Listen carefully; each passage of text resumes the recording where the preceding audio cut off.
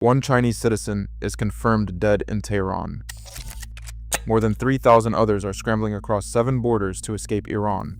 On February 28th, joint US and Israeli strikes killed Supreme Leader Khamenei and turned the entire Gulf into a war zone. China just lost one of its own, and what Xi Jinping does next could reshape far more than this war. At 4:12 a.m. Coordinated Universal Time on February 28th, the first wave of United States and Israeli airstrikes hit Tehran. Within 8 minutes, precision-guided bombs and cruise missiles tore through the presidential palace, Revolutionary Guard headquarters, and the Supreme Leader's residence. Ayatollah Ali Khamenei was killed instantly. Communications hubs and air defense radars followed, each target struck in a tightly sequenced barrage confirmed by satellite imagery and communiques. The operation, coordinated between CENTCOM and the Israeli Air Force, left Iran's command and control in disarray. But their response was immediate. By 4:20 a.m. Coordinated Universal Time, Iran's aerospace force began launching Shahab-3, Qadr, and Fateh 110 missiles. 27 United States bases and naval facilities across Qatar, Bahrain, Saudi Arabia, Kuwait, and the Gulf came under fire. The first missile streaked toward Al Udeid Air Base in Qatar, trailed by salvos aimed at Bahrain's naval support hub and airfields in Saudi Arabia and the United Arab Emirates. United States Aegis destroyers and Patriot batteries intercepted most of the incoming missiles, but not all. Damage reports confirmed minor hits in Bahrain and Abu Dhabi, though no United States fatalities were recorded. For the cities of Dubai, Doha, and Manama, the night sky lit up with missile trails and anti-air defenses. Airspace across the Gulf was closed within minutes. Civilian flights were grounded, and foreign nationals, engineers, traders, and families were suddenly trapped in a war zone. The operational chaos swept up thousands, including more than 3,000 Chinese citizens now facing a decision: wait or run. In a single hour, the region's fragile order collapsed, and a distant conflict became personal for Beijing. Chinese embassy hotlines lit up within hours of the first explosions. More than 3,000 Chinese nationals, engineers, construction managers, traders, and their families needed a way out of Iran, fast. Beijing's doctrine is clear: protect citizens abroad at all costs. This time, the order was personal. Embassy field teams fanned out across Tehran and the provinces, assembling convoys and issuing emergency travel documents. The evacuation plan moved into action, not by air alone, but along a network of overland corridors pieced together through years of belt and road diplomacy. 7 border crossings became lifelines. The main arteries ran through Bazargan into Turkey, Saraks into Turkmenistan, Kazakhs into Azerbaijan, Megri into Armenia, and Kermanshah to Kanakin toward Iraq. 2 more, Sarpi in Georgia and Taftan on the Pakistani frontier, helped absorb the overflow and eased congestion at the main checkpoints. Between March 1st and March 3rd, border logs and embassy manifests recorded the flow. 480 Chinese nationals processed at Bazargan, 340 at Saraks, 410 at Kazakhs, 220 at Megri, and 260 at Kermanshah to Kanakin. The rest boarded chartered Air China flights out of Tehran's Imam Khomeini Airport, 2 Boeing 777 aircraft, each packed with nearly 500 passengers. Chinese consular officers set up makeshift processing centers at every crossing, scanning passports, verifying biometrics, and issuing temporary travel documents. Iranian police escorted convoys of buses and trucks, clearing the roads for the exodus. By the end of March 3rd, more than 3,000 Chinese nationals had crossed into neighboring states or flown home, but the disruption rippled far beyond airports and border posts. Belt and road projects across Iran ground to a halt, with timelines delayed by 3 to 6 months. 2,500 engineers and technical staff simply gone overnight. For Beijing, the crisis was no longer abstract. The safety of its people and the fate of its overseas investments were now entangled, with every decision scrutinized from the highest levels of the Chinese state. On March 2nd, China's Foreign Minister Wang Yi stood before the world's microphones, and called the United States and Israeli strikes a grave violation of sovereignty. The official transcript released that morning demanded an emergency session of the United Nations Security Council. Beijing's words were sharp, public, and translated into every major language. State media repeated the condemnation, stressing China's solidarity with Iran and the loss of its own citizen in Tehran. But inside the diplomatic backchannels, a different message was moving. Leaked cables from that same weekend show Chinese senior diplomats in Tehran delivering a confidential warning.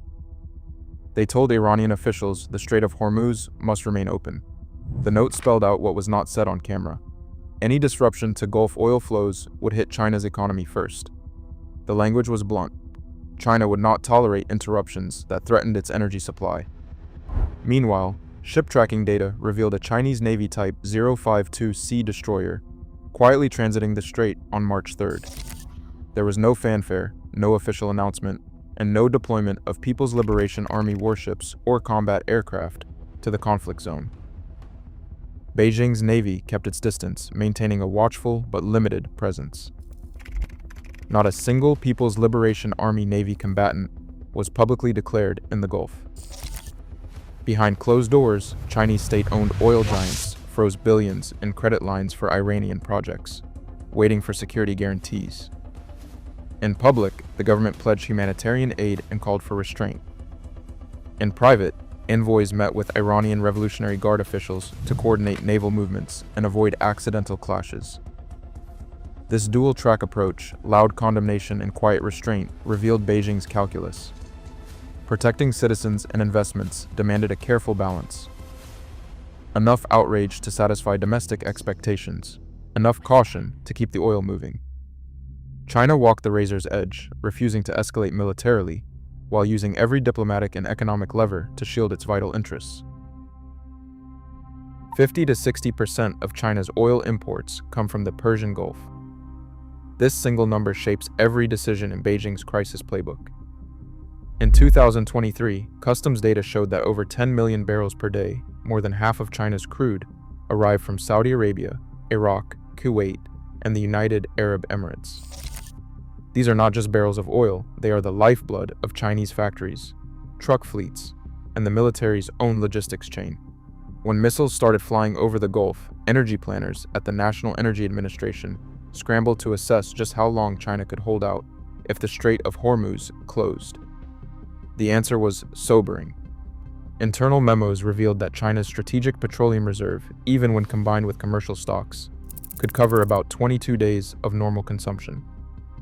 That's less than a month before rationing would hit, and far below the 30-day buffer considered safe by most major economies.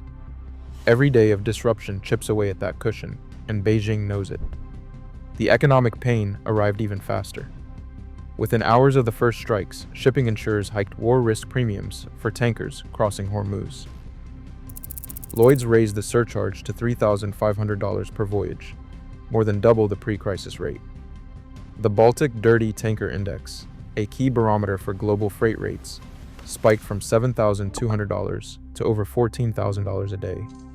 For every barrel of oil that still managed to make the journey, China paid an extra $1 to $2 just in transport and insurance costs. This is why Beijing's public outrage is always paired with private restraint. The risk of a prolonged supply shock is not abstract. It is calculated, tracked, and debated in every closed-door meeting. As Chinese marine insurers and oil traders watch tanker movements in real time, the message is clear.